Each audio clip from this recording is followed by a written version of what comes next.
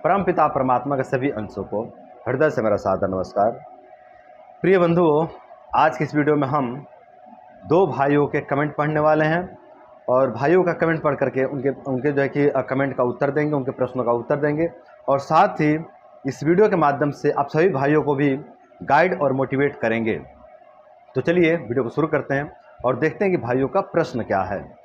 तो एक भाई लिख रहे हैं कि भैया, क्या नाम जप करने से और मेडिटेशन करने से वात दोष में फ़ायदा देखने को मिलता है? तो इसका उत्तर है कि हाँ। यदि कोई व्यक्ति वात रोग से बहुत ज़्यादा परेशान है, वात दोष के जो है कि अनेकों लक्षण जो है कि शरीर में प्रकट हो गए हैं, पूरा जो है कि वात दोष के कारण पूरा शरीर जो है कि काला पड़ गया, पूरा चेहरा कुरूप हो गया, चेहरे पर जो है कि कालापन हो गया है, या फिर आंखें कुरूप हो गई हैं, बाल जो है कि बहुत ज़्यादा कुरूप हो गए हैं, बालों की कांति नष्ट हो गई है, बहुत ज़्यादा शरीर में कमजोरी व्याप्त हो गई है, हमेशा डर लगते रहता है, हमेशा जो है कि भय लगते रहता है, चिंता जो है कि बनी रहती है, हमेशा जो है कि मन उदास बना रहता है, खुशी नाम की कोई चीज़ बची नहीं है जीवन में और संपूर्ण शरीर में जो है कि कमजोरी व्याप्त हो गई। यदि इस तरह की जो है कि वात दोष से संबंधित अनेकों प्रकार के लक्षण शरीर में प्रकट हो गए हैं ना, तो उस व्यक्ति को जो है कि नाम जप जरूर करना चाहिए। नाम जप से उस व्यक्ति को बहुत जो है कि बेहतर लाभ देखने को मिलता है। अब देखिए, मेडिटेशन से भी बहुत बेहतर लाभ मिलता है, लेकिन कई बार होता है ना कि मतलब यदि नाम जप ना किया जाए, केवल मेडिटेशन किया जाए ना, केवल ध्यान किया जाए ना, तो कई बार जो है कि इसका थोड़ा सा दुष्प्रभाव देखने को मिल जाता है। हमने कई भाइयों में जो है कि देखा है कि इसका दुष्प्रभाव देखने को मिलते हैं। तो केवल मेडिटेशन ना करें, जब भी मेडिटेशन करें तो आप नाम जप के साथ में करें, तो इसका जो है कि आपको बेहतर लाभ देखने को मिलेगा। और मैं तो कहता हूँ कि बहुत उत्तम चिकित्सा है वात दोष का, बहुत सर्वश्रेष्ठ चिकित्सा है ये वात दोष का। इसमें ब्रह्मचर्य जोड़ दिया जाए ना, तो और ये उत्तम चिकित्सा बन जाता है वात दोष के लिए, है ना। अब देखिए, बहुत सारी औषधियाँ भी हैं वात दोष के लिए, बहुत सारी औषधियाँ इस संसार में है ना, लेकिन औषधियों में क्या है ना कि आपको किसी वैद्य का जो है कि सपोर्ट लेना पड़ता है, या फिर आपको स्वयं जो है कि उस औषधि के बारे में अध्ययन करना पड़ता है, अपने रोग के बारे में अध्ययन करना पड़ता है, तब आप जो है कि औषधि चयन कर पाते हैं, या फिर किसी वैद्य से जो है कि हेल्प लेना पड़ता है, किसी डॉक्टर से हेल्प लेना पड़ता है, तब जाके वो आपके कमजोरी के कारण को समझ करके जो है कि उसका ट्रीटमेंट या फिर उसकी औषधि चयन कर पाते हैं ना। तो यदि आप बाहरी सहायता लेना चाहते हैं ना, तो आपको इससे किसी व्यक्ति से जो है कि हेल्प लेना पड़ेगा, किसी जो है कि किसी वैद्य से या फिर किसी डॉक्टर से आपको हेल्प लेना पड़ता है। लेकिन नाम जप करने में आपको किसी से हेल्प नहीं लेना है, आपको पैसा भी खर्च नहीं करना है। आप यदि औषधि से चिकित्सा करना चाहते हो वात दोष का ना, तो आपको पैसा भी खर्च करना पड़ेगा, आपको भाग के दौड़ के जो है कि डॉक्टर के या फिर वैद्य के पास जाना भी पड़ेगा। लेकिन यदि आप नाम जप से चिकित्सा करते हैं, ध्यान से चिकित्सा करते हैं, ब्रह्मचर्य से चिकित्सा करते हैं ना, तो आपको कहीं जाने की जरूरत नहीं है, कहीं 1 रुपया खर्चा करने की जरूरत नहीं है, कहीं कुछ जांच करवाने की जरूरत नहीं है, किसी वैद्य का भी जो है कि सपोर्ट लेने की जरूरत नहीं है। आप स्वयं जो है कि ब्रह्मचर्य का पालन करके, नाम जप करके और ध्यान करके जो है कि वात दोष को शांत कर सकते हैं। तो जो है कि ये जो नाम जप है, ये जो ध्यान है, या फिर ये जो ब्रह्मचर्य है ना, ये जो है कि बहुत लाभकारी सिद्ध होता है वात दोष में। वात दोष के लिए तो बहुत बेस्ट औषधि जो है कि सिद्ध होता है। आपके शरीर में चाहे वात से संबंधित कितने भी लक्षण प्रकट हो गए हों, यदि आप नाम जप करते हैं, यदि आप ध्यान करते हैं नाम जप के साथ में, और साथ ही आप ब्रह्मचर्य का पालन करते हैं ना, तो जितने भी वात के लक्षण आपके शरीर में प्रकट हुए हैं ना, ये सभी लक्षण धीरे धीरे जो है कि नष्ट होने लग जाते हैं। हाँ, मैं एक बात और कहता हूँ कि यदि वात दोष के प्रकोप के कारण आपकी जठर अग्नि बहुत ज़्यादा विकृत हो गई है, बहुत ज़्यादा बिगड़ गई है ना, तो उसके लिए थोड़ा जो है कि आपको चिकित्सा का सहायता लेना ही पड़ेगा। बिना चिकित्सा की सहायता लिए जो है कि बेहतर लाभ देखने को नहीं मिलता है। तो आपको थोड़ा सा, यदि पाचन तंत्र में बहुत बुरा प्रभाव पड़ा है, तो थोड़ा चिकित्सा जो है कि ले लीजिएगा अपने आसपास के वैद्य से। और यदि आपका पाचन तंत्र ठीक है, पाचन तंत्र आपका एकदम परफेक्ट है, लेकिन शरीर में वात दोष से संबंधित अनेक प्रकार के लक्षण मिल रहे हैं, जैसे कि बहुत ज़्यादा कमजोरी व्याप्त हो गई शरीर में, जो है कि शरीर में शुक्र धातु की कमी हो गई है, शरीर में पूरा जो है कि कालापन आ गया है, पूरा शरीर जो है कि कुरूप हो गया है, बाल जो है कि बहुत ज़्यादा कुरूप हो गए हैं, बालों की कांति नष्ट हो गई है, आपको छोटे छोटे बातों पे जो है कि घबराहट होने लग जाती है, हृदय जो है कि आपका कांपते रहता है, बहुत ज़्यादा डर लगता है, बहुत ज़्यादा चिंता होती है, बहुत ज़्यादा शोक होता है, खुशी नाम का चीज़ कोई आपके जीवन में बचा ही नहीं है, आपके शरीर का जो है कि क्षय हो गया है, आप जो है कि पहले तो 70 किलो के आप जो है कि हो गया 50 किलो के, या फिर 55 किलो के, या फिर 45 किलो के। तो आप ऐसे केस में ना ब्रह्मचर्य का पालन करके, नाम जप करके और ध्यान करके इन सभी समस्याओं को धीरे धीरे आप पूरी तरह से नष्ट कर सकते हैं। लेकिन यदि पाचन तंत्र पे भी बुरा प्रभाव पड़ गया है ना, तो आपको थोड़ा जो है कि औषधीय सहायता ले लेना चाहिए अपने आसपास के डॉक्टर से या फिर वैद्य से, है ना। तो जो है कि कुल मिलाकर के बात यह है कि यदि अग्नि ठीक ठाक है ना, तो नाम जप करके और ध्यान करके और ब्रह्मचर्य का पालन करके बेहतर जो है कि लाभ प्राप्त किया जा सकता है। और ये जो है कि बेस्ट चिकित्सा है वात दोष के लिए। ये जो नाम जप है, ब्रह्मचर्य है और ध्यान है ना, ये वात दोष के लिए बेस्ट चिकित्सा है। इससे बेस्ट चिकित्सा कुछ हो ही नहीं सकता।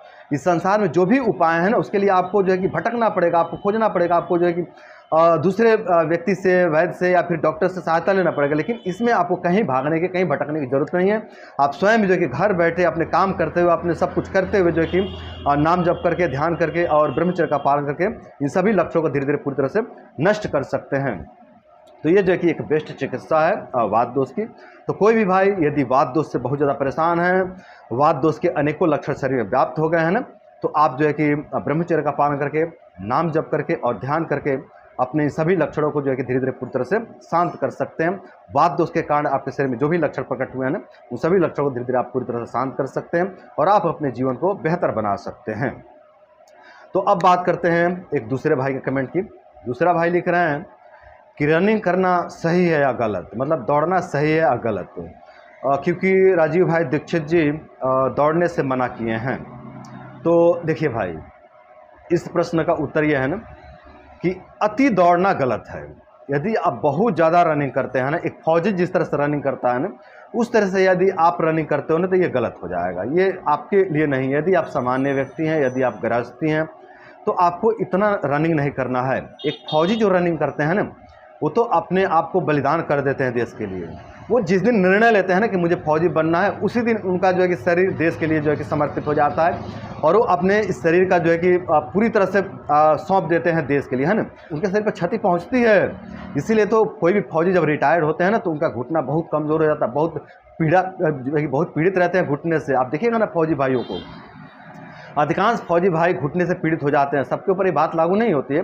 कुछ कुछ फौजी भाई जो कि बहुत शक्ति वाले होते हैं ना, तो उनका घुटना खराब नहीं होता है, वृद्ध अवस्था तक उनकी घुटना बनी रहती है। लेकिन अधिकांश मैंने फौजी भाइयों को देखा है ना कि उनकी घुटना खत्म हो जाता है और बहुत पीड़ा का सामना करना पड़ता है। तो आप इस तरह से जो है कि रनिंग में अपने शरीर को ज़्यादा खर्च ना करो।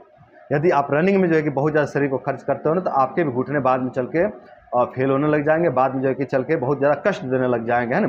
तो आप थोड़ा थोड़ा रनिंग कर सकते हैं, इससे कोई दिक्कत नहीं है। आप धीमे गति से ना, आप चाहो तो धीमे गति से 10 मिनट दौड़ सकते हो, 20 मिनट दौड़ सकते हो, या फिर आधा घंटा 1 घंटा भी दौड़ सकते हो। ये अपने क्षमता अनुसार आप निर्णय ले लीजिए, है ना। ये अलग अलग व्यक्ति की अलग अलग क्षमता होती है। कोई 1 घंटा दौड़ के भी बहुत फिट महसूस करते हैं, कोई 10 मिनट दौड़ के जो कि बहुत फिट महसूस करते हैं, और कोई तो मतलब अनियंत्रित होकर दौड़ते रहते फिर भी उनके शरीर पर कोई बुरा प्रभाव नहीं पड़ता है। लेकिन मेरा सलाह रहेगा कि यदि आप गृहस्थी हैं ना, तो आप थोड़ा ही दौड़ें। इतना दौड़े कि मतलब ये आपके स्वास्थ्य के लिए बेहतर है ना।